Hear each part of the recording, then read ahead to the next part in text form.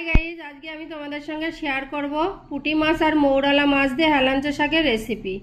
তার জন্য আমি এখানে কিছু পুঁটি মাছ আর মৌরলা মাছ নিয়ে নিয়েছি, আর এখানে কিছু হেলাঞ্চা শাক আমি ধুয়ে ভালো করে পরিষ্কার করে ছোট ছোট করে কেটে নিয়েছি। বাস এইগুলি দিয়ে আজকে আমি রেসিপিটা তোমাদের সঙ্গে শেয়ার করব। সবার প্রথমে আমি যে এখানে মৌরলা মাছ আর পুঁটি মাছ নিয়েছি, এই মাছগুলোকে ভালো করে লবণ হলুদ দিয়ে মেখে নেব। আমি প্রথমে 1 চামচ লবণ দিয়ে দেব, আর দিয়ে দেবো 1/2 চামচ হলুদ দিয়ে ভালো করে আমি মাছগুলোকে মেখে নেব। আমি এই মাছগুলোকে ভালো করে লবণ হলুদ মেখে নিয়েছি। এবার আমি 5 মিনিট রেস্টে রেখে দেব। আমি এখানে একটা মাছ ভাজার প্যান নিয়ে নিয়েছি, প্যানটাও গরম হয়ে গেছে। এবার আমি তেল দিয়ে দেব। তেলটাকে একটু ভালো করে নাড়িয়ে চাড়িয়ে গরম করে নেব।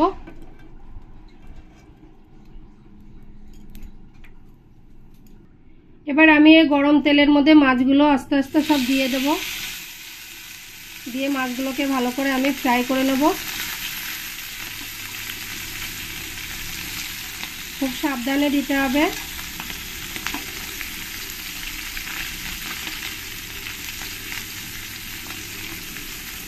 আমি মাছগুলো অল্প অল্প করেই ভেজে নেব। এবার আমি এই মাছগুলোকে এক এক করে উল্টে দেব। মাছগুলোকে আমি একটু কড়া কড়া করেই ভেজে নেব।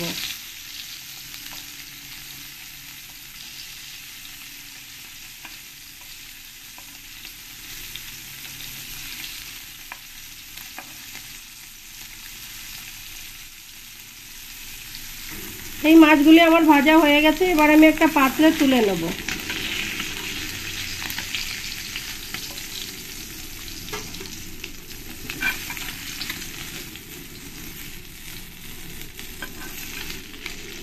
সব মাছগুলি আমি তুলে নেব।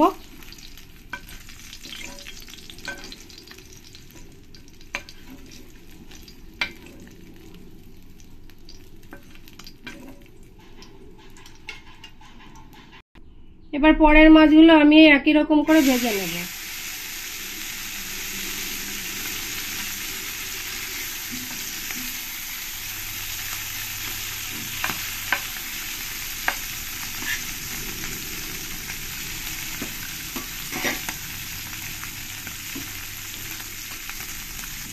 পরের মাছগুলো আমি ভেজে নিয়েছি। এবার আমি এগুলো একটা পাত্রে তুলে নেব।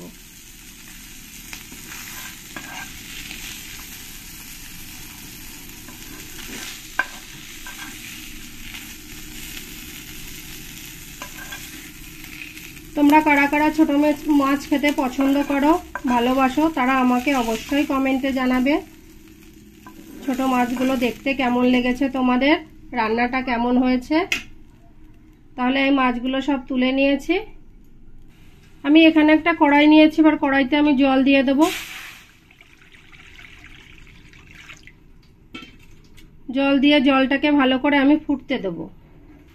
জলটায় ভালো করে দেখো জালটা উঠে গেছে। এবার আমি এর মধ্যে দিয়ে দেবো একটু হলুদ, আর এর মধ্যে দিয়ে দেবো 1 চামচ লবণ। দিয়ে জলের সঙ্গে মিশিয়ে নিতে হবে লবণ হলুদ। এবার আমি জলটাকে কিছুক্ষণ ঢাকা দিয়ে রাখবো। যতক্ষণ ভালো করে না ফুটবে ততক্ষণ আমি ঢাকা দিয়ে রাখবো। আমার জলটা ভালো করে ফুটে গেছে। এবার আমি এর মধ্যে যে হেলাঞ্চা শাকগুলো ভালো করে কেটে ধুয়ে নিয়েছি, এই শাকগুলো এর মধ্যে দিয়ে দেব। দিয়ে একবার লবণ হলুদের সঙ্গে ভালো করে মিশিয়ে নেব। শাকগুলো দিয়ে আবার আমি কিছুক্ষণ ঢাকা দিয়ে রাখবো।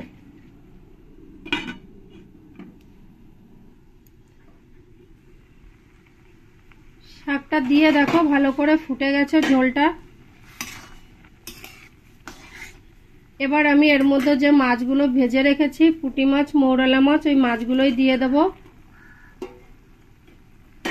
মাছগুলো দিয়ে একবার শাকের সঙ্গে ভালো করে মিশিয়ে নেব।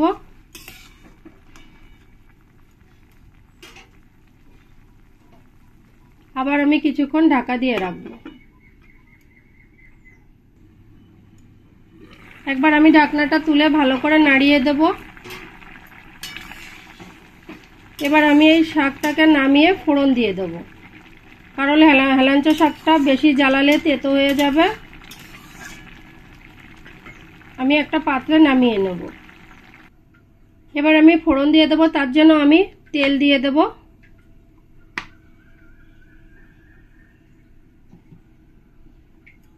তেলটা ভালো করে গরম হয়ে গেছে। আর তোমরা যারা একটু ঝাল খেতে পছন্দ করো তারা এর মধ্যে এরকম একটা দুটো শুকনো লঙ্কা দিয়ে দিতে পারো।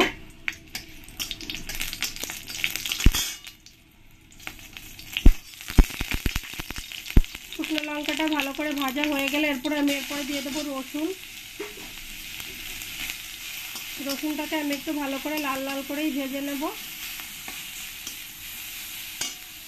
রসুনগুলো আমি ভালো করে লাল লাল করে ভেজে নিয়েছি। এবার আমি এই তরকারিটা ঢেলে দেব।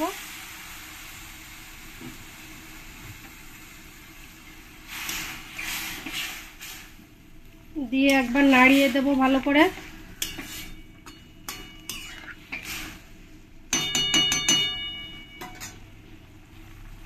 আবার আমি কিছুক্ষণ ঢাকা দিয়ে রাখবো।